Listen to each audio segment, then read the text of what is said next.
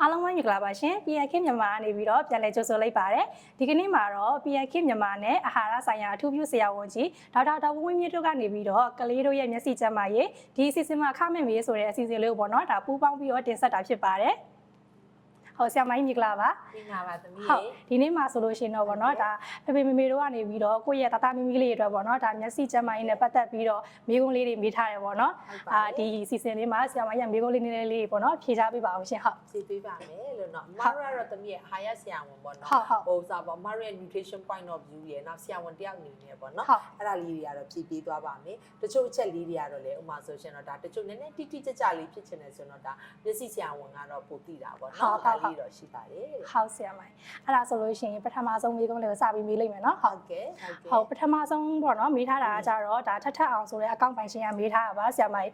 းသူကတော့ပေါ့နော်တတကတဲ့6နှစ်နဲ့9လပါတဲ့တားငငယ်ကလေးရပေါ့နော်မျက်လုံးကဆွေးနေတယ်လို့ထင်လို့ပါတဲ့မွေးပြီးတော့တဲ့နောက်နေ့မှာဆိုလို့ရှိရင်ပေါ့နော်ဒါသူ့မျက်လုံးကိုသူလက်သေးလေးနဲ့ထိုးမိသွားတယ်တဲ့မျက်လုံးကအလဲအားတက်တက်ကြည့်လို့ရှိရင်တော့ဟိုနှစ်ဖက်လုံးကိုပေါ့နော်တက်တက်သိမ့်မရောက်လို့ပါတဲ့သူများတွေကတော့ခွဲစိတ်ရမယ်လို့ပြောပါတယ်တဲ့ဒါပေမဲ့ပေါ့နော်မခွဲဘဲနဲ့ကုသလို့ရနိုင်မလားရှင်တဲ့ဟုတ်မေးထားပါတယ်ဟုတ်ကျိုးတစ်ပြည့်ပေါ့နော်ဒီမျက်စိဆွေတယ်ဆိုတဲ့ဥစ္စာလေးကတော့ဒါ muscle တွေရဲ့ contraction ပုံမှန်ပေါ့နော်ပုံမှန်မဟုတ်တာဖြစ်ပါတယ်အဲ့တော့ဥပမာဆိုလို့ရှိရင်တော့ဒါမျက်စိဆွေတယ်လို့ပြောလို့ရှိရင်တော့အခုဖြစ်မှာတော့လေတမီးရဲ့ဥစ္စာပေါ့ခွဲစိတ်လို့ရသွားပြီเนาะဒါတော်တော်များများလဲဒါ advance ဖြစ်လာပြီပေါ့နော်မြန်မာပြည်မှာလဲခွဲနေကြပါတယ်ခွဲစိတ်ဆရာဝန်တွေကိုယ်တိုင်ကခွဲမှသာလိမ့်မယ်မျက်လုံးရဲ့သူ့ပုံမှန်ရှိတဲ့နေရာကိုတော့ရောက်သွားမှာပေါ့နော်အဲ့တော့မအကြံပေးချင်တာတော့ခွဲတာကတော့ပို့ပြီးတော့မှကောင်းပါတယ်တခုပဲပေါ့နော်ဥပမာဆိုရှင်သူမျက်စိအားကောင်းအောင်လို့ကတော့ဒါအာဟာရဆိုတာတော့မဖြစ်မနေလိုအပ်တာပဲလေနော်အဲ့ဒီအတွက်ကြောင့်မလို့တော့ဥပမာဆိုလို့ရှင်တကယ်ကိုပဲမျက်စိအားကောင်းစီတဲ့အာဟာရဓာတ်တွေကတော့ပြည့်ဖို့အရေးကြီးတာပေါ့ဥပမာဆိုလို့ရှင်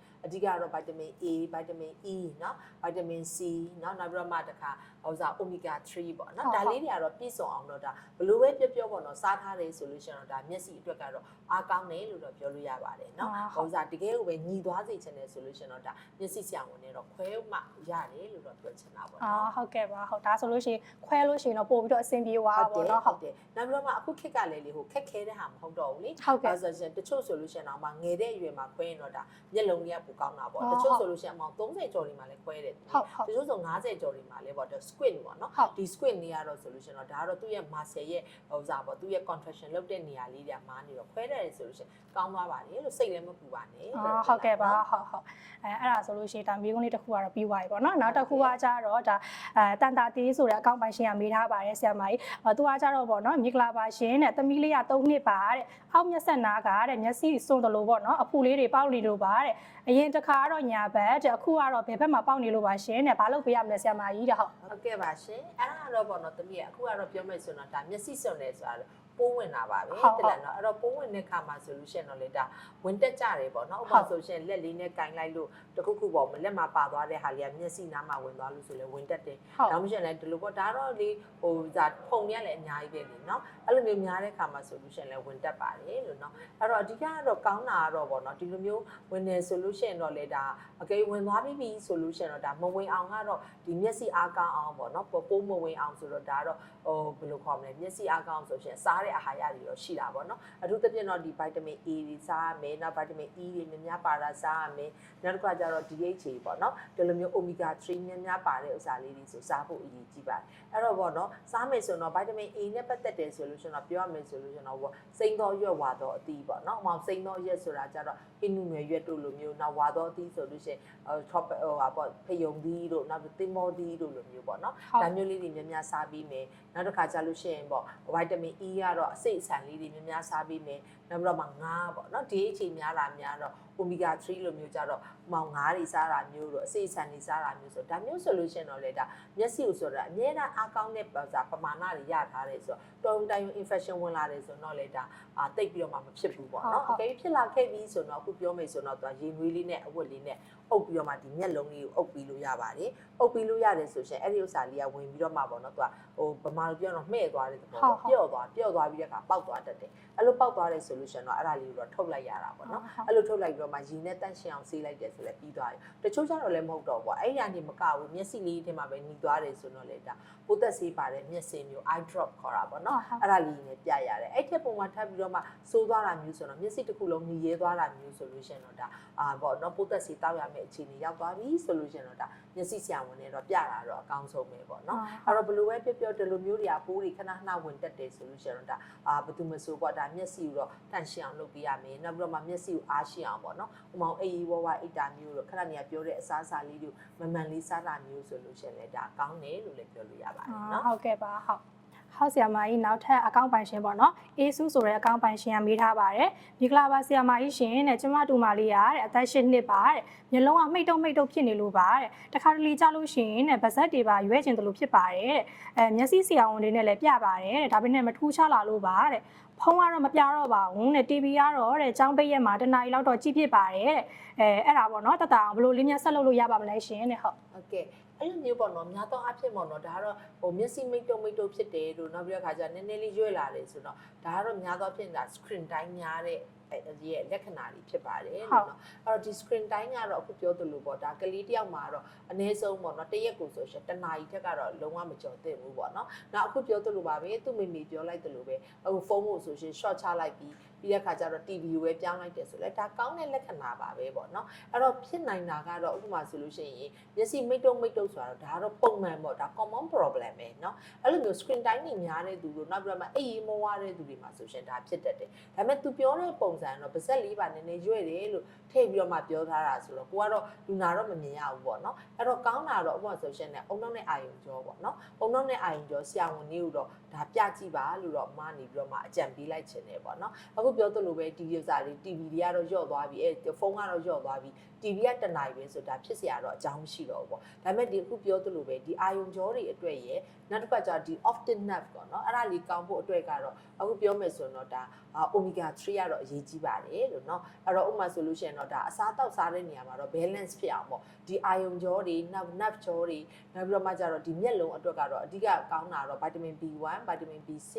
နောက်ပြီးတော့မှ omega 3ပေါ့နော်ဒါလေးတွေပါတဲ့အစားတောက်လေးတွေကတော့ဒါပြည့်စုံအောင်အရင်ဆုံးစားပေးပေါ့နော်အဲ့တော့ vitamin B1 ကတော့ဒီထမင်းရည်တို့လိုမျိုးလေဟောစားတယ်ထမင်းထဲမှာဆိုပါတာဆိုတော့အိမ်မှာထမင်းချက်တဲ့ခါကျလို့ရှိရင်ဆန်နေပေါ့အရင်ကြီးရေနဲ့ဆေးတာမျိုးမဟုတ်ဘဲနဲ့အရင်ကြီးပုတ်ပြီးဆေးတာမျိုးမဟုတ်ဘဲနဲ့ပုံမှန်ပေါ့နော်အဲ့လိုဆေးပြီးတော့မှလည်းချက်လို့ရတယ်နောက်တစ်ခါကျလို့ရှိရင်လည်းထမင်းရည်တောက်ပေးတာမျိုးပေါ့နော်ဟိုမှာမနေ့အရာထားလာလို့ရှိရင်ထမင်းရည်လေးနဲ့နှုတ်လေးနဲ့ရောပြီးတော့မှတောက်တယ်ဆိုလို့ရှိရင်လည်းဒါပေါ့ vitamin B1 နဲ့ B6 ရသွားတာလေ B12 ပေါ့နော်အဲ့ဒီအတွက်လည်းရသွားတာရှိတယ်ဒါလေးကိုတော့အရင်ဆုံးဦးစားပေးလုပ်ကြည့်ပေါ့နော်နောက်တစ်ခါကျတော့ဒီ often nut ရဲ့အပေါ်မှာဆိုရှင်အဓိကကောင်းတာ omega 3ပါပဲเนาะ omega 3ပါတဲ့အစားအစာတွေဆိုတော့အဓိကဥမာဆိုငါးပေါ့เนาะငါးထဲမှာတော့ဥမာဆိုရှင်ဆာလမွန်ငါးတို့တူနာငါးတို့နောက်ပြီးတော့မှ dory fish တို့ဒါလေးတွေကတော့ omega 3ပို့ပြီးတော့ပါပါတယ်เนาะအကယ်၍ရေချိုငါးထဲမှာဆိုလို့ရှင်တော့ငဒန်တို့ငမြင်းတို့ရဲ့ bite သားတွေပေါ့အဲ့ဒါလေးတွေကလည်းပါတယ်ဆိုတော့ဒီလိုငါးမျိုးလေးကိုလည်းများများကျွေးကြည့်မယ်နောက်အခုနပြောတဲ့ဟာပေါ့เนาะဥမာ multivitamin မှာဆိုလဲ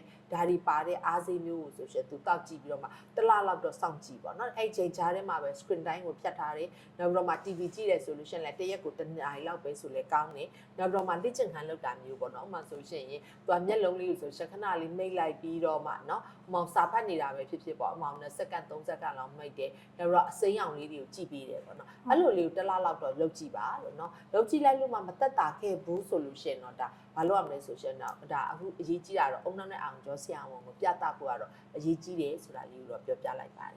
ဟုတ်ကဲ့ပါဟုတ်ဆရာမကြီးနောက်တစ်ခုကကြတော့ဗောနော်ဒါဖြူမင်းတန်းဆိုတဲ့အကောင်ကမေးထားပါတယ်ကလေးရတဲ့2လသားလေးပါတဲ့မွေးပြီးတော့ဗောနော်10ရက်လောက်ထဲကနေပြီးတော့တဲ့ညာဘက်မျက်လုံးကမျက်ဝတ်တွေထွက်နေတာတဲ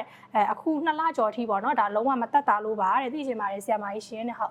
တ်ကဲ့ပါအဲ့လိုမျိုးပေါ့နော်မွေးစားပေါက်တင်နားမှာဆိုလို့ရှိရင်တော့များသောအားဖြင့်ပေါ့နော်ဒီမျက်စိနားမှာလေးကဒီမျက်ရည်ချောင်းလေးတွေရှိပါတယ်နော်အဲ့လိုမျက်ရည်ချောင်းလေးတွေပိတ်သွားတယ်ဆိုလို့ရှိရင်လည်းဖြစ်တတ်ပါတယ်လို့နော်ဒါကြောင့်မလို့ဥပမာဆိုရှင်မျက်ဝတ်တွေထွက်တာမျိုးကတော့ဒါပြီးပြီးဆိုလို့ရှိရင်တော့ဒါတစ်လလောက်ဆိုတော့သူကမထွက်တော့ပါဘူးအဲ့တော့အဲ့မျက်ရည်ချောင်းလေးပိတ်တာလည်းဖြစ်နိုင်တယ်တခြားကတော့ဒီလောက်ကြီးတော့မရှိဘူးပေါ့နော်အဲ့ဒါကြောင့်တိတ်ဆိတ်ပူစရာတော့မလိုဘူးဒါပေမဲ့အခုကောင်းတာတော့ဘာလို့ရမလဲဆိုရှင်ရေလေးနဲ့ပေါ့နော်သူ့အမောင်ဆိုဂုံးလေးနဲ့ပဲဖြစ်ဖြစ်ရေနွေးလေးနဲ့ပဲဖြစ်ဖြစ်အဲ့ဒါလေးကိုမျက်လုံးလေးပေါ်မှာပေါ့နော်နည်း ည်းနည်းလေးပေါ့နော်သူအိတ်နေတဲ့ချိန်လေးမှာပဲဖိထားပြီးပေါ့နော်အဲ့ဒါလေးနဲ့ပဲတုတ်လဲတုတ်ပြီးပါနောက်ပြီးတော့မှရင်သွေးအိတ်ကတ်တဲ့သဘောမျိုးပေါ့နော်အဲ့ဒါလေးကိုဆိုရှင်ကိုစားအမတို့အခုခေတ်ကတော့1 pack လေးတွေရှိရလေအဲ့လိုမျိုးလေးနဲ့မျက်လုံးလေးပေါ်မှာတင်ပေးတာမျိုးတရက်ကိုတော့3-4ချိန်လောက်လုပ်ပြီးတယ်ဆိုလို့ရှင်လေဒါတက်တာပါလိမ့်မယ်လို့နော်အဲ့မျက်ဝတ်လေးတွေကတော့ကောင်းတာကတော့ရင်သွေးလေးနဲ့ဥစားလေးဂွန်းတက်ပဲဖြစ်ဖြစ်ဒါမှမဟုတ်ရှင်လေအမတို့ pack တက်လေးတွေရှိရလေအဲ့ဒါဆို cotton pad လေးတွေလည်းရှိပါတယ်အဲ့ဒါလေးနဲ့ပဲဒါမှမဟုတ် gauze ပေါ့နော်အဲ့ဒါလေးနဲ့ပဲဖြည်းဖြည်းတုတ်ပြီးသွားတယ်ဆိုတော့ကောင်းသွားမှာပါလို့ဟုတ်ကဲ့ပါဟုတ်ဟောက်ဆရာမကြီးနောက်ထပ်ပေါ့နော်ဒါဖြိုးဖြိုးဆိုတဲ့အကောင့်ပိုင်ရှင်ကမေးထားပါတယ်ဆရာမကြီးရှင်တဲ့ခလေးကအသက်2နှစ်ပါတဲ့မျက်လုံးလေးတွေကအိနေလို့ပါတဲ့ဖုံးနှင်းငယ်ကြည့်ပါတယ်တဲ့စိတ်ပူလို့ပါဖြေချပေးပါဦးနော်တဲ့ဟုတ်ကဲ့ဥစားပေါ့နော်မျက်လုံးအစ်နေတယ်ဆိုတာလေးကတော့ဒါအမျိုးမျိုးလေးရှိတာပေါ့နော်ဥပမာမျက်လုံးအစ်နေတာတစ်ခါလေးကြားလို့ရှိရင်အခုပြောသလိုမျိုးပဲပိုးဝင်လို့အစ်တာမျိုးလေးရှိတယ်နောက်ကလေးလေးကအေးဝတာများတာပေါ့နော်အဲ့ဒါ solution နဲ့အစ်တယ်ပေါ့နော်ဒါမှမဟုတ်ဘူးဆိုလဲကလေးမှာပေါ့တခြားဆေးတွေများတောက်ထားသလားပေါ့နော်ဒီလိုမျိုးတွေမှာဆေးတွေပေါ့ဥပမာဆိုရှင် mara steroid ပါတဲ့ဆေးလေးတွေတောက်တဲ့ solution နဲ့မျက်လုံးအစ်တတ်ပါတယ်လို့နော်အဲ့တော့ကောင်းတာတော့အခုပြောသလိုပါပဲမျက်လုံးအစ်လာပြီ solution တော့ရေနွေးလေးနဲ့နော်ဒီ cotton pad လေးနဲ့ပဲနည်းနည်းလေးအရင်ဆုံးဒါပထမအဆုံးဒါအလွယ်ဆုံးအလုပ်ပဲပေါ့နော်အဲ့ဒါလေးကိုဆိုလို့ရှိရင်အုပ်ထားပြီးလိုက်ပါတရက်ကိုဆိုလို့ရှိရင်မောင်တစ်ခါအုပ်တယ်ဆို3မိနစ်4မိနစ်လောက်အုပ်မယ်ပြီးလို့ရှိရင်တရက်ကိုအနည်းဆုံး3-4ချိန်လောက်အုပ်လိုက်မယ်ပေါ့နော်ဒါလိုမျိုးလေးနဲ့ဆိုလို့ရှိရင်တော့တက်တာသွားပါလိမ့်မယ်နောက်တစ်ခါကျတော့ screen time ရေးကြည့်ပါတယ်လို့နော် screen time ကိုလည်း short ပေးပါသူ့ဆိုလို့ရှိရင်တော့တရက်ကိုနိုင်ဝက်ထက်မပူဘဲနဲ့ပေါ့နော် screen time လေးတွေကိုလည်းဒါလေးတွေလုပ်ပေးရပါမယ်နောက်စားတဲ့အစားအစာတွေမှာလည်းပေါ့နော်တကယ်ကိုပ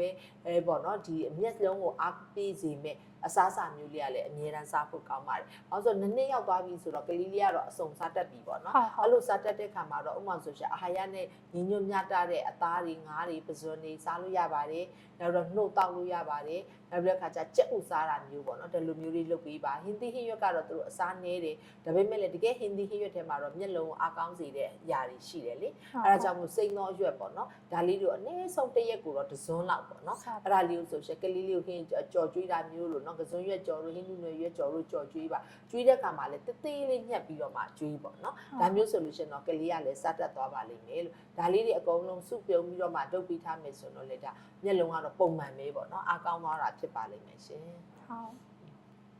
်ဟုတ်ဆရာမကြီးနောက်တစ်ခေါက်အကောင့်ပိုင်ရှင်ရတော့ပေါ့နော်ဒါပူပန်တာဘေဘီဆိုတဲ့အကောင့်ကနေပြီးတော့မေးထားတာပါမြေကလာပါဆရာမကြီးရှင်နဲ့တတ17နှစ်ပါတဲ့ခုပါတဲ့မျက်မှန်ပါဝါ300ပါရှင်တဲ့သူကចောင်းစာတွေတဲ့ပိတ်ရက်ကြလို့ရှင်လဲ online class နဲ့ game တွေလဲဆော့ပါတယ်တဲ့ကျမကတော့တဲ့အချိန်ကန့်သတ်နဲ့ game ကိုတနားကြီးပဲပေးဆော့ပါတယ်ရှင်တဲ့screen time ရှိနေတဲ့တတကိုတဲ့ကျမလိုမျိုးပေါ့နော်ဒါမျိုးရိုးပါဝါဟိုရိုးပါဝါအပြင်ပေါ့နော်ဒါ cylinder ပါရှိလာမှာကိုစိုးရင်လို့ပါတဲ့cylinder မျိုးရိုးလိုက်တတ်ပါသလားတဲ့ပြီးတော့ဘယ်လိုမျိုးပေါ့နော်နေထိုင်ဆင်ခြင်ရမလဲသိချင်လို့ပါရှင်တဲ့ကျေးဇူးပြုပြီးတော့ဖြေချပေးပါအောင်ဆရာမကြီးရှင်တဲ့ဟုတ်ကဲ့ပါစလင်ဒါကတော့များသောအားဖြင့်ပေါ့နော်အခုပြောသလိုပေါ့ဒါသူတို့ငယ်ငယ်တော့ဂိမ်းတွေအရန်ဆော့တဲ့ကလေးတွေဆော့တဲ့ကလေးတွေမှာတော့ပိုးပြီးမှတော့ဖြစ်တတ်ပါတယ်နော်ဒါတော့ထုံးစံပဲပေါ့နော်အဲ့တော့17နှစ်အရွယ်ဆိုတော့လေဒါအရန်ဆော့တဲ့အရွယ်လေရောက်သွားပြီဆိုတော့ဒါသူဆော့တာလည်းဖြစ်နိုင်ပါတယ်နော်အဲ့ဒါအခုပြောသလိုပေါ့ဂိမ်းဆော့တာကိုတော့တနာရီတက်တော့ပိုပြီးတာတော့အကောင်းဆုံးပဲပေါ့ဘာလို့လဲဆိုတော့17နှစ်ရောက်လာပြီဆိုရှင်သူ့အတွက်ကလည်းဟိုပြောစားလေလေ့လာမှုကလည်းရှိသေးတယ်လေဟို game ဆော့တာကြီးမဟုတ်ပဲနဲ့ပဲရိုး study တိုင်းလေးတွေကလည်းရှိသေးတဲ့ခါကျတော့ဒါ cylinder ဖြစ်ဖို့ကလည်းများတယ်ပေါ့နော်နောက်တစ်ခါတော့ဒီမျက်စိရဲ့ muscle တွေပေါ့ဒါကတော့သူ power ရှိသွားပြီဆိုတော့ဒါကလေးမှာတော့မတ်ထင်ပါတယ်ဒီအရွယ်မှာ power 300ဆိုတာတော့အဝေးကြီးပဲဖြစ်ပါလိမ့်မယ်တဲ့လားနော်အနည်းကြီးကတော့သူမဖြစ်နိုင်ဘူးတဲ့လားအဝေးကြီးမှာ power တွေများနေပြီဆိုတော့အဲ့တော့မျက်မှန်ကတော့ဒါမဖြစ်မနေတက်ရတော့မှာပေါ့နော်ဒါတော့အခုခေတ်မှာတော့ဒီမျက်စိတွေကိုတော့ဒီ laser နဲ့ power shot တာလို့ပါလို့လည်းရှိပါတယ်เนาะဒါလည်းတစ်ပိုင်းပေါ့အဲ့လိုလည်းတစ်ပိုင်းပဲနောက်တော့မျက်စိကိုဆိုရှင်အခုပြောသလိုပေါ့သူက touch shot continuously ပေါ့เนาะအဲ့လိုကြည့်တာမျိုးမဟုတ်ပဲねဥပမာသူစာဖတ်တာပဲဖြစ်ဖြစ်ဂိမ်းဆော့တာပဲဖြစ်ဖြစ်တခုခုကြည့်တာပဲဖြစ်ဖြစ်ပေါ့เนาะအဲ့လိုမျိုးတစ်နိုင်လောက်ကြာလာပြီဆိုမျက်လုံးလေးကိုမိတ်ပြီးတော့မှအနားယူပေးပါပြီးတဲ့ခါကြာလို့ရှင်ပြီးမျက်လုံးမိတ်ပြီးပြီဆိုတော့ဒါကတော့ပြောမယ်ဆိုတော့အစိမ်းအောင်ရှိတဲ့အရာတွေကိုကြည့်ပါတဲ့တိလားเนาะဥပမာဆိုရဝါတဲ့အရာတို့နီးတဲ့အရာတို့ကြည့်တာနဲ့စာလို့ရှင်မျက်စိရဲ့အမြင်ကပေါ့เนาะအစိမ်းအောင်ရှိတဲ့အရာလေးကိုကြည့်လိုက်တယ်ဆိုလို့ရှင်မျက်စိမှာဆိုလို့ရှင်လဲဒါပို့ပြီးတော့မှတက်တာသွားစေတာမျိုးတခုရှိတယ်ပေါ့เนาะအဲ့ဒါလေးကိုလည်းတခုလုပ်ပေးရမယ်နောက် အခုပြောသလိုပဲဒီမျက်စိကိုလည်းတစ်ချက်တောက်လျှောက်ကြီးဥမောင်ဆိုကိုစားဖတ်တဲ့2နာရီ3နာရီလုံးစားဖတ်တာမျိုးမဟုတ်ပဲနဲ့အနည်းဆုံးနိုင်ဝက်1နာရီပြည့်ပြီဆိုအနည်းဆုံးမျက်လုံးလေးကိုမိတ်ပြီးတော့မှအနားယူတာမျိုးပေါ့နော်ဒါလေးတွေလုပ်ပေးရမယ်နောက်ပြီးတော့မှတချို့မှာတော့ဒီမျက်လုံးလေးတွေကိုပေါ့ massage လုပ်တယ်လို့မျိုးပေါ့နော်ဒီလိုမျက်လုံးလေးပါရင်နွေးလေးနဲ့ပဲရင်နွေးအိတ်လေးနဲ့ပဲကတ်တာပဲဖြစ်ဖြစ်ဒါမှမဟုတ်ကိုယ့်ရဲ့လက်ညိုးလေးနဲ့ပဲပေါ့နော်ဒါလေးအသားလေး muscle လေးကိုဆိုရှင် relax ပေါ့နော်အဲ့လိုလုပ်ပေးတာမျိုးဆိုလဲလုပ်လို့ရပါတယ်နောက်တစ်ခါတော့ပေါ့နော်စားတောက်တဲ့အစားအစာတွေမှာဆိုရှင်မျက်စိအားကောင်းစေတဲ့ဟိုပြောနေကြပါဗိုက်တာမင် A ပါမယ်နောက်ပြီးတော့ဗိုက်တာမင် E ပါမယ်သူ့လိုလူမျိုးဆိုဗိုက်တာမင် C တွဲရမယ်နောက်ပြီးတော့မှ DHA ပါတဲ့အစားအစာမျိုးပေါ့နော်အဲ့ဒီပေါ်ကျွယ်ဝတဲ့အစားအစာလေးကိုလည်းနေ့တိုင်းစားပေးရမယ်ပေါ့နော်အဲ့တော့ဥပမာဆိုလို့ရှိရင်မြင်းခွာရွက်တို့လိုမျိုးဆိုရှင်ဒါမျက်စိအတွက်ဗိုက်တာမင် A အတွက်ဆိုရှင်အကောင်းဆုံးသောအစားအစာတွေပဲအဲ့တော့မြင်းခွာရွက်တုပ်စားတာမျိုးတို့ခရမ်းချင်ပြီးတုပ်စားတာမျိုးပေါ့နော်ဒါမျိုးလေးတွေလုပ်ပေးမယ်ဆိုစားမယ်ဆိုလို့ရှင်လည်းရပါတယ်အစိတ်အစံတို့ငါးတို့ပေါ့နော်ဒါလေးတွေကိုလည်းပုံမှန်အဖြစ်စားပေးပါနောက်အခုတစ်ခုကတော့ပေါ့နော် okay သူကလည်းစိတ်ရှိတယ်ဒီလိုပါဝါများတဲ့လူတွေဆိုမရဘာလုပ်ခိုင်းလဲဆိုတခွားသီးလေးကတ်တာမျိုးပေါ့နော်တခွားသီးလေးကိုမျက်လုံးလေးပေါ်မှာလေးပေါ့ဟုတ်သူများမျက်နှာမှာကတ်တယ်လို့ပဲဒီတခွားသီးလေးရေဓာတ်ပေါ့အဓိကတော့ဒီရေဓာတ်လေးကမျက်လုံးလေးပေါ်မိတ်ထားပြီးတော့မှညလေးမှဆိုရှင်ဒီလို2ခု3ခုလောက်ကိုပေါ့နော်15မိနစ်လောက်အကြာလောက်ကတ်လိုက်တယ်ဆိုလို့ရှင်လေဒါကတော့ဟို local apply ပေါ့နော်ဒါမျိုးလေးတွေလည်းလုပ်လို့ရပါတယ်ဟုတ်ကဲ့ပါအားဆိုလို့ရှိရင်နောက်ထပ်အကောင့်ပိုင်ရှင်မိမိကမေးထားရပေါ့နော်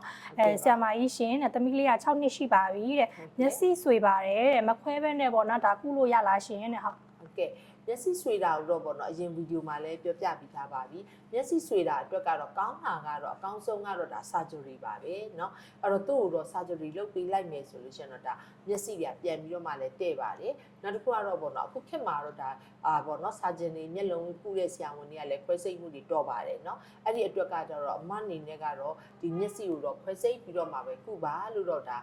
ပေါ့နော်ဒါဟိုဘယ်လိုခေါ်မလဲအကြံပေးခြင်းလိုက်တာပေါ့နော်စားတာတွေကတော့ဒီ vitamin A တွေများတဲ့D တွေเนาะနောက် E တွေเนาะနောက်ပြီးတော့မှတစ်ခါကြာလို့ရှိရင်ဒီ omega တွေများတဲ့အစားအစာလေးကိုတော့စားပါလို့တော့ထပ်လောင်းပြီးတော့မှတော့အကြံပေးချင်ပါတယ်ဟုတ်ဆရာမဟုတ်ဆိုနောက်ထပ်အကောင့်ပိုင်ရှင်လေးထပ်မေးထားပါတယ်ဆရာမကြီးသူကကြတော့ရိုးဆိုတဲ့အကောင့်ပိုင်ရှင်ကမေးထားပါတယ်ဆရာမရှင်တဲ့သမီးလေးရတဲ့အသက်က8နှစ်ခွဲပါတဲ့အခုဖြစ်နေတာပေါ့နော်ဒါမျက်စိမှိတ်တုပ်ဖြစ်နေလို့ပါတဲ့မျက်စိဆရာဝန်နေနဲ့လည်းပြပါတယ်တဲ့ဖုန်းကိုလည်းပေါ့နော်အချိန်နဲ့ကြည့်ခိုင်းပါတယ်တဲ့ဆရာဝန်ကလည်းမစိုးရင်ရဘူးလို့ပြောပါတယ်တဲ့မျက်စိမဲ့ပေးပါတယ်တဲ့ဒါပေမဲ့တဲ့တိတ်မသက်တာပါဘူးရှင်တဲ့အစာအာဟာရနဲ့လည်းဆိုင်လားဆရာမကြီးရှင်တဲ့မျက်စိကောင်ဘာတွေကျွေးရမလဲဆရာမကြီးရှင်တဲ့ဟုတ်ကဲ့ပါအဲ့မျက်စိမိတ်တုံလုပ်တယ်ဆိုတာတော့အခုပြောသလိုပေါ့နော်များတော့အဖြစ် habit ပဲဟုတ်လားဥမာတခုခုဆိုရှင်သူတို့ရဲ့စိတ်ထဲမှာပေါ့နော်ဥမာအားမရတာမျိုးတို့เนาะနောက်ပြီးတော့မှတခုခုပေါ့နော်ဥမာဆိုလို့ရှင် तू မကျေနပ်တာပဲဖြစ်ဆိုသူ့ရဲ့မျက်စိလေးကပို့ပြီးတော့မှဒီလိုလေးတွေလောက်လာကြတာပေါ့နော်အဲ့လိုမျိုးပေါ့ပုံမှန်အဖြစ်တော့မတို့တွေကဆိုလို့ရှင်တခုခုပေါ့နော်ဝင်တော့မယ်ဆိုချက်ချင်းပိတ်လိုက်တာလေဒါ automatic ပဲပေါ့နော်ပိတ်လိုက်တာဆိုတာလူတိုင်းရှိတယ်ပေါ့နော်ဒါပေမဲ့အခုကကျတော့သူ့ရဲ့ habit မှာလည်းဖြစ်ထားတာဆိုတော့သူ့တော့နည်းနည်းလေးမျက်စိဆရာဝန်နဲ့လည်းပြပြီးပြီဆိုလို့ရှင်တော့ဒါပေါ့နော်သူ့မှာအန်ဒီရမရှိဘူးဆိုတာတော့ဝမ်းသာပါတယ်လို့နော်ဒါပေမဲ့အခုပြောသလိုပဲဒီမျက်စိအားကောင်းအောင်မျက်စိမှာတော့သူကအကြည်ဓာတ်တွေဟိုအမြင်ဓာတ်တွေရှိတယ်နောက်ပြီးတော့မှ muscle တွေရှိတယ် nerve တွေရှိတယ်ပေါ့နော်ဒါတွေအကုန်လုံးအားဖို့ဆိုလို့ရှင်တော့ဒီ nutrients တွေပေါ့နော်အာဟာရဓာတ်တွေကလည်းအရေးကြီးပါတယ်အဲ့ကျမှပေါ့နော်ဒီလိုပုတ်ကတ်ဖြစ်တဲ့သူတွေမှာဆိုရှင်တခါလေး muscle ရဲ့ကြွက်သားအားနေတာမျိုးရှိတတ်ပါတယ်အဲ့လိုသူတွေမှာတော့မတို့ကပြောစားပေါ့အသားငါးပေါ့နော်အသားငါးလေးများသူစားနေနေသလား protein ဓာတ်ပေါ့လွယ်နဲ့ပြောမယ်ဆိုတော့အဲ့တော့ protein တွေကိုဆိုလို့ရှိရင်ဥပမာပိုစားပြီးတာမျိုးတို့ကြက်သားတွေငါးတွေပိုစားပြီးတာမျိုးဒါမျိုးလေးတွေလုပ်ပေးပါနောက်ပြီးတော့မှငါးစားပေးပါနောက်ပြီးတော့မှကြက်ဥစားပေးပါနောက်ပြီးတော့မှနှုတ်ပေါ့နော်နှုတ်တောက်တဲ့နေရာမှာတော့နွားနှုတ်တောက်လို့ရပါတယ်ပဲနှုတ်တောက်လို့ရပါတယ်ပေါ့နော်နှုတ်တစ်မျိုးလေးကိုဆိုရှင်ပုံမှန်စားမယ်ဒီတကယ်ပဲအစာအာဟာရကိုလည်းပေါ့နော်ဥပမာဆို balance ဖြစ်အောင်မျိုးပေါ့နော်ဒီလိုလေးတွေစားပြီးတာမျိုးတို့နောက်တစ်ခါကျတော့ chemical များတဲ့အစားအစာတွေ short ပေါ့အထူးသဖြင့်ကတော့ဥပမာအချိုရည်တွေပေါ့နော်အချိုရည်တွေ short တောက်တာမျိုးတို့တခါနောက်ပြီးတော့ chemical ပါတဲ့ခောက်ဆွဲထုတ်တွေ short စားတာမျိုးဆိုလို့ရှိရင်တော့လေဒါအချိန်တိုင်းတာတစ်ခုမှတော့ပြန်လည်ပြီးတော့မှကောင်းသွားပါလိမ့်မယ်လို့ပြောချင်ပါတယ်ရှင်ဟုတ်ကဲ့ပါဆရာမကြီးနောက်ထပ်ပေါ့နော်ယတိထက်ဆိုတဲ့အကောင့်ဖိုင်ရှင်လေးကလည်းမေးထားပါတယ်။သမီးလေးကတခါတလေဖုန်းပေါ့နော်နိုင်ဝက်လောက်ပဲကြည်ရင်းနဲ့တဲ့မျက်ရည်လေးတွေဝဲလာတယ်လို့ဖြစ်တာတွေ့ရပါတယ်တဲ့ဆရာမကြီးရှင်ဘာတွေလုပ်ပေးဖို့လဲလိုအပ်ပါသေးလဲဆရာမကြီးတဲ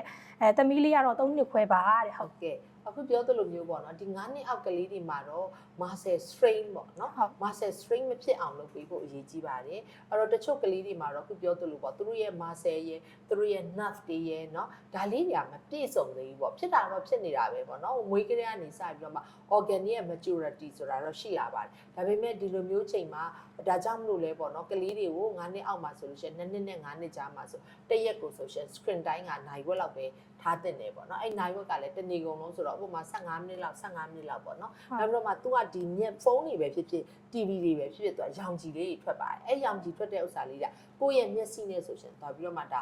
ါပေါ့မခံနိုင်သေးဘူးပေါ့နော်ဒါကြောင့်မလို့သူတို့အများကြီးလဲမကြည့်စေချင်သေးပါဘူးနောက်တစ်ခုကတော့ဒီလိုမျိုးသူတွေမှာတော့ငါးပါတဲ့ဟာမျိုး omega 3များများပါတဲ့အစားအစာမျိုးလေးတွေတော့စားပေးဖို့ကတော့အရေးကြီးပါတယ်လို့နော်နောက်3နှစ်ခွဲပဲရှိသေးတာဖြစ်တဲ့အတွက်ကြောင့်မလို့သူ့တော့အကြာကြီးတော့မပေးကင်သင့်ဘူးသူ့ကိုကြတော့ဥပမာမျက်စိ10မိနစ်လောက်15မိနစ်လောက်ကြည့်ပြီးသမီးမျက်လုံးလေးပိတ်ပြီးနားပါဆိုတာမျိုးတော့လေဟိုကိုချက်ချင်းပြောတိုင်းလည်းနားလည်မှာမဟုတ်ဘူးလေအဲ့ဒါကြောင့်မလို့ဒါမျိုးကြည့်တဲ့အခါမှာနော်တအားကြီးပေါ့နော်ဥပမာရောင်ကြီးတွေတအားကြီးညာတဲ့ဟာမျိုးလို့ဂိမ်းတွေအများကြီးရှုပ်တဲ့ဟာမျိုးလို့နောက်ပြီးတော့မှပေါ့နော်အယောင်တွေအလက်တွေအများကြီးပါတဲ့ဟာမျိုးပေါ့နော်ဥပမာဆိုသိရမလား slide မီးတွေလေဥပမာပွဲတွေမှာဆို slide မီးတွေတအားထွန်းဆိုရှင်အဲ့မှာမျက်စိတွေကဒီမှာမခံနိုင်တော့တဲ့အခါမှာဆိုရှင်လေအဲ့လိုမျိုးတွေပေါ့နော်သူကအဲ့လိုပဲဒီဖုန်းတွေကနေလေအများကြီးထွက်နေတဲ့ရောင်ကြီးတာကိုကတော့မသိလိုက်ဘူးပေါ့ဒါပေမဲ့ထွက်နေတာတွေကအများကြီးရှိပါတယ်အဲ့လိုမျိုးတွေအတွက်ဆိုလို့ရှင်လေဒါ cover ပေါ့နော်အဲ့လိုတွေလောက်ရမှာဖြစ်တဲ့အတွက်ကြောင့်မလို့ကလေးကိုတော့ဒီလိုမျိုးမျက်ရည်ခဏကြက်တက်တယ်နောက်ပြီးတော့မျက်လုံးတွေညောင်းတက်တယ်ဆိုတော့အလွန်ဆုံးတစ်ခါကြည့်ရင်15မိနစ်လောက်ပဲပေါ့ဒါမကြည့်နဲ့လို့လေဘယ်သူမှပြောလို့မရဘူးလေကြည့်ပါပြီဆိုတော့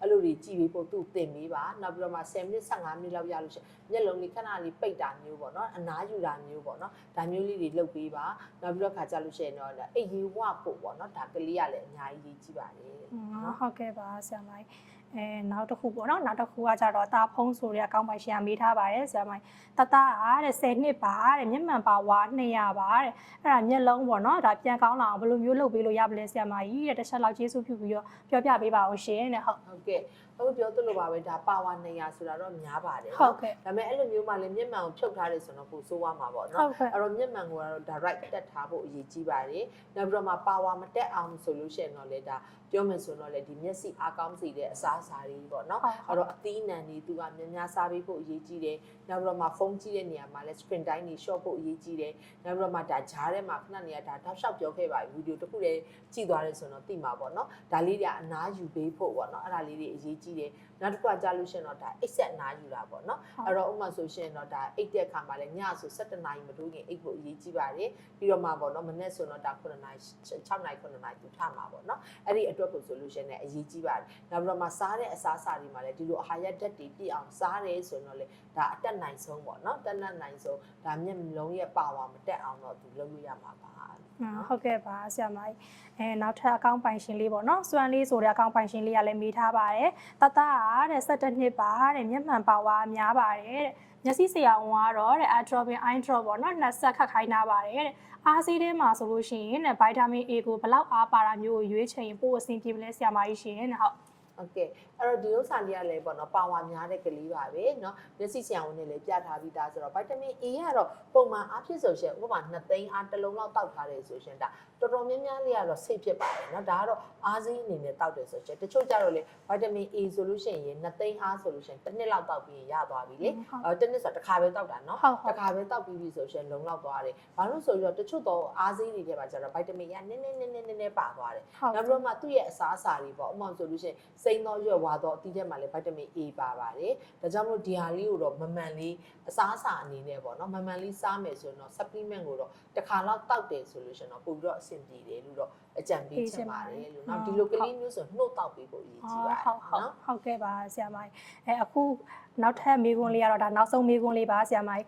းနောက်ဆုံးမေးခွန်းမေးထားတဲ့အကောင့်ပိုင်ရှင်လေးကကြတော့ဗောနော်နော်အေးမြတ်ဆိုတဲ့အကောင့်ပိုင်ရှင်ကမေးထားပါတယ်၄နှစ်နဲ့5လပါရှင်တဲ့တတအားတဲ့မျက်လုံးလေးပုတ်ခတ်ဖြစ်နေလို့ပါတဲ့ဇုံမိတ်တလူမျိုးလေးဖြစ်နေရပါတဲ့လိုအပ်တာလေးတွေလည်းညွှန်ကြားပေးပါအောင်ဆရာမကြီးရှင်တဲ့ကျေးဇူးတင်ပါတယ်တဲ့ဟုတ်ကဲ့အခုပြောသလိုပေါ့ပုတ်ခတ်ဖြစ်တယ်ဆိုတာတော့ဒါဟ commonly ပေါ့နော်ဒါတော်တော်များများကလေးတွေမှာလည်းဖြစ်တတ်ကြပါတယ်အခုပြောသလိုပေါ့နော် तू ကတခုခုဝင်လာဆိုရင်မျက်လုံးကရုတ်တရက်ပိတ်လိုက်ရတာလေအဲ့ဒါကိုပဲ तू က habit အနေနဲ့ပို့ဖြစ်တတ်ပါတယ်နော်ဒါကြောင့်မို့ဒါလေးမျိုးလေးတွေဂရုစိုက်တဲ့အခါမှာဆိုတော့လေဒီ vitamin A တွေ D တွေ E တွေနော်များတဲ့အစားအစာလေးတွေကိုပုံစံစားပေးပါနောက်ပြီးတော့သူ့မကြခဏမျက်စိလေးမှိတ်ပြီးတော့မှအနားယူတတ်အောင်ပေါ့ဘာလို့လဲ4နဲ့5နှစ်ရွယ်ကျတော့တိတ်မသိသေးတဲ့ကလေးဆိုတော့သူမျက်စိမိတ်ပြီးအနားဆိုသူမသိဘူးလေအဲ့တော့တော့မသိတဲ့ခါကျတော့အစားအစာကျွေးရမှာတော့မရ balance ဖြစ်အောင်ပေါ့နော်အဲ့တော့ဆိုရှင်သူ့ကိုဆိုရှင်နှုတ်ဖြစ်အောင်တောက်တိုက်မယ်ပြီးကြက်ဥစားခိုင်းမယ်ငါးများများစားခိုင်းမယ်နောက်တော့မှဟင်းသီးဟင်းရွက်စားခိုင်းမယ်ဒင်ချင်တောက်ခိုင်းမယ်ပေါ့အဲ့လိုလေးကတော့ကိုကတော့ကြစ်မိလို့ရဒီ habit ကြတော့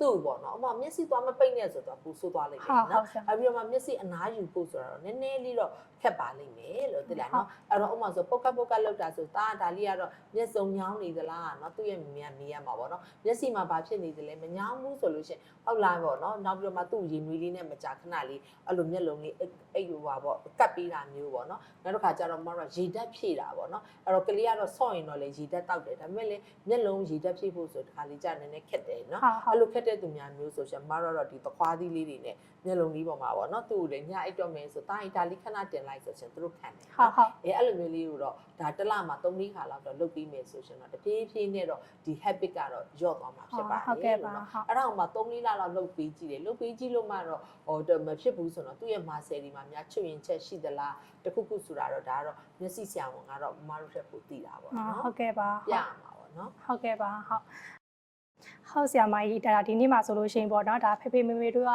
သူတို့ရဲ့တသားမီမီလေးတွေအတွက်ပေါ့နော်ဒါမျက်စိကျန်းမာရေးနဲ့ပတ်သက်ပြီးတော့မေးထားကြတဲ့မေးခွန်းလေးတွေကိုပေါ့နော်ဆရာမကြီးကနေပြီးတော့အခုလိုအချိန်ပေးပြီးတော့ဒါဖြေချပေးရကျေးဇူးတင်ပါတယ်ဆရာမကြီးဟုတ်ကဲ့ပါနော်ဆရာမရလည်းသမီးတို့ PN kit ကိုလည်းကျေးဇူးတင်ပါတယ်အဲ့တော့ပေါ့နော်ဖေဖေမီမီတို့တွေအနေနဲ့လည်းတသားမီမီတို့တွေကိုပေါ့နော်ဟိုတခုခုဖြစ်တယ်ဆိုလို့ရှိရင်ဒါတိကျတဲ့ပေါ့နော် information လေးတွေလည်းရစီချင်ပါတယ်နောက်ပြီးတော့မှပေါ့နော်ဒီလိုမျိုးအဓိက main ကိုပြောရမယ်ဆိုလို့ရှိရင်တော့ကျွေးတဲ့အခါမှာလည်းအစားအစာလေးတွေကိုတကယ်ကိုပဲ balance ဖြစ်အောင်အစုံပါအောင်ပေါ့နော်ဒါလေးတွေကိုကျွေးပေးပါများဖို့တော့မလိုပါဘူးဒါ vitamin တွေနဲ့ပြည့်ဝတဲ့အစားအစာလေးတွေကိုကျွေးပါတကယ်ပြီးတခုခုဖြစ်လာခဲ့ရင်လည်းတကယ်ကိုပဲနားလေတက်ကြွနဲ့မျက်စိဆရာဝန်တွေပြသပါမျက်စိဆရာဝန်တွေမရှိရင်တော့မှเนาะနားလေတဲ့ဆရာဝန်တွေကိုပြသပြီးတော့မှအကြံဉာဏ်တွေယူပါလို့တော့ပြောပြချင်ပါတယ်ရှင်ကျေးဇူးလက်တင်ပါတယ်ရှင်ဟုတ်